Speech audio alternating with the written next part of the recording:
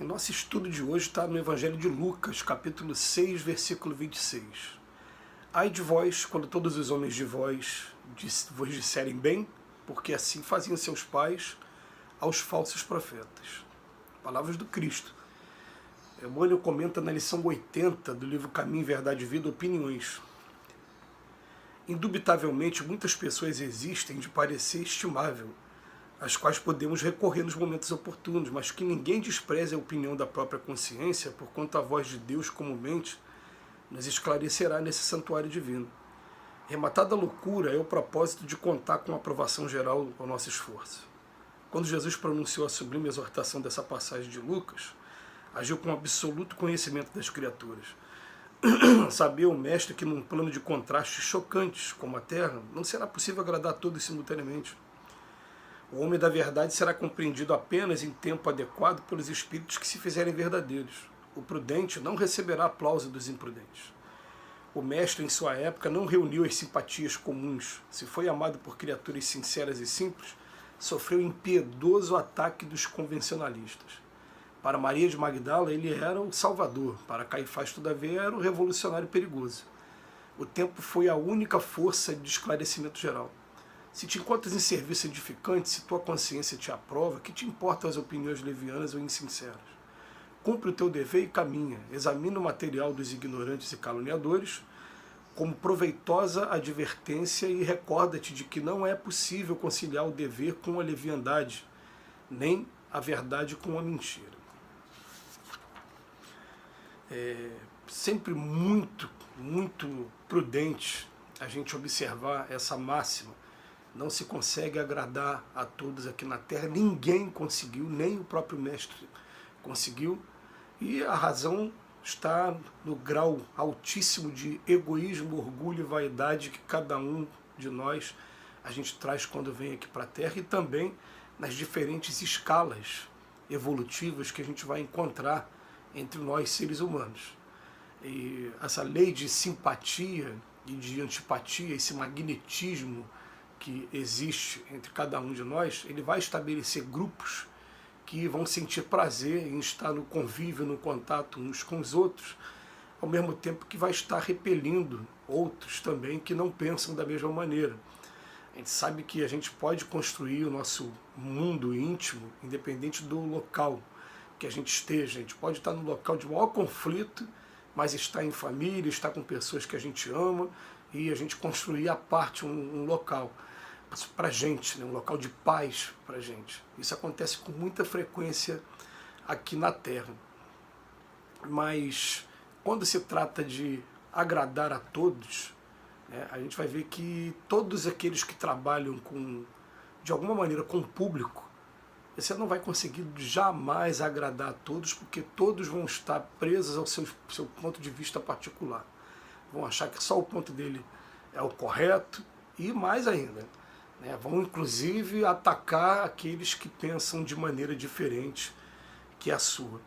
É interessante que quando se trata de religião, principalmente, aqueles que se propõem a fazer um trabalho público de divulgação, eles devem sim, por prudência, evitar ao máximo expor os seus pontos pessoais de vista com relação a assuntos outros que não sejam a própria divulgação religiosa, para não cair naquela crítica, de repente, exacerbada de determinados grupos.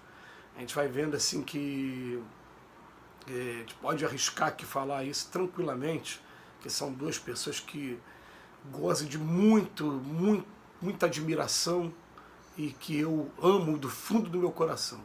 Uma foi o Chico Xavier, que ele se calou, ele chegou a dizer um momento que ele fala assim: eu fui informado por Emmanuel que fiz muito mau uso da minha inteligência no passado, então dessa vez eu prefiro ficar calado, não escrever nada, não falar nada e colocar toda o meu trabalho na mão dos bons espíritos, de maneira até que ele dizia que ele era a representação de um sapo com a vela na cabeça. A vela era a mediunidade, o sapo era ele. Apagou a mediunidade e ficava só ele, que era o sapo. Ele falava isso com muito carinho.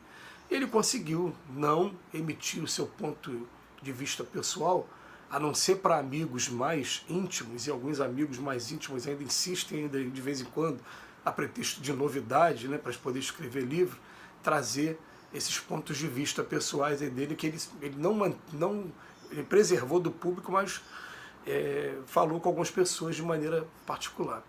Já o Divaldo Pereira Franco, ele foi falar um ponto de vista pessoal sobre 2 assuntos recentemente, que fizeram com que a crítica, com muitas pessoas, né, se voltassem contra ele.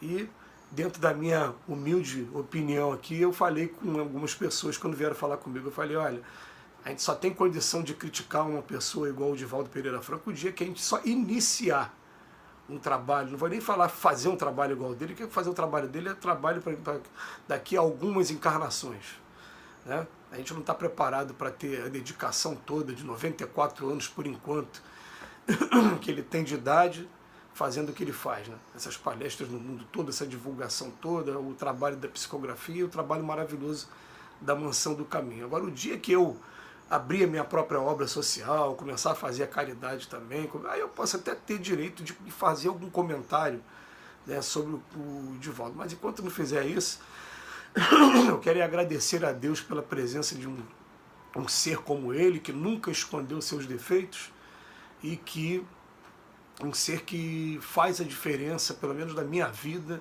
faz muita diferença por todo o trabalho que ele já fez e que continua fazendo, suas mensagens até hoje.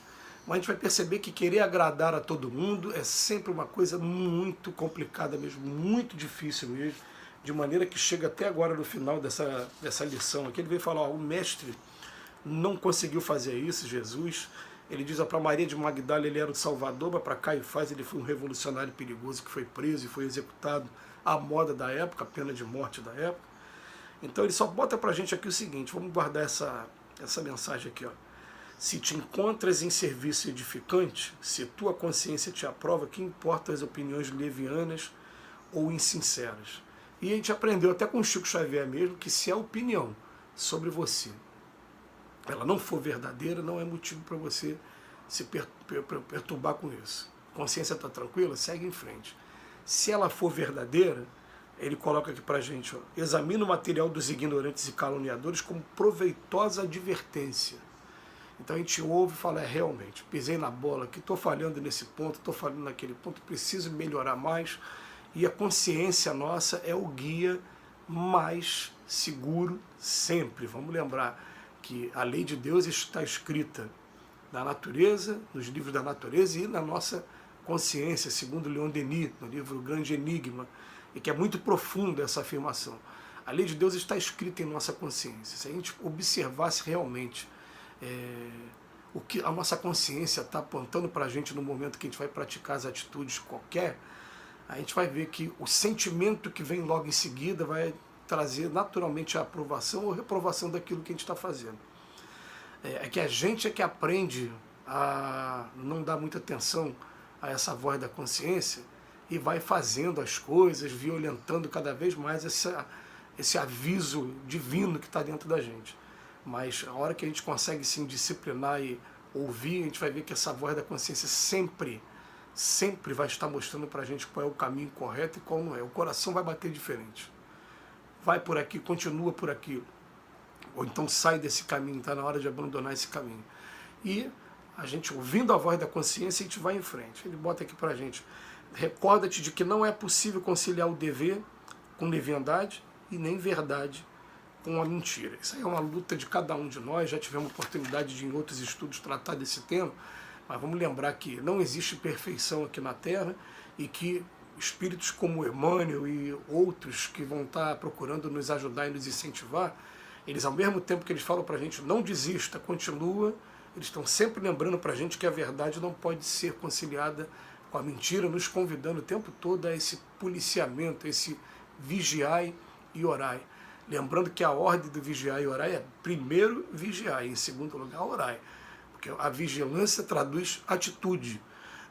Quando a gente está agindo e que não teve jeito, a gente parte para a oração, a gente busca ajuda também desses amigos que estão do nosso lado. Mas o texto é maravilhoso para a gente estar sempre aproveitando de alguma maneira as opiniões externas a nosso respeito, a respeito do nosso trabalho, tomando cuidado também com os elogios. Que Jesus nos abençoe hoje e sempre. Muito obrigado, Emmanuel, por sua reflexão.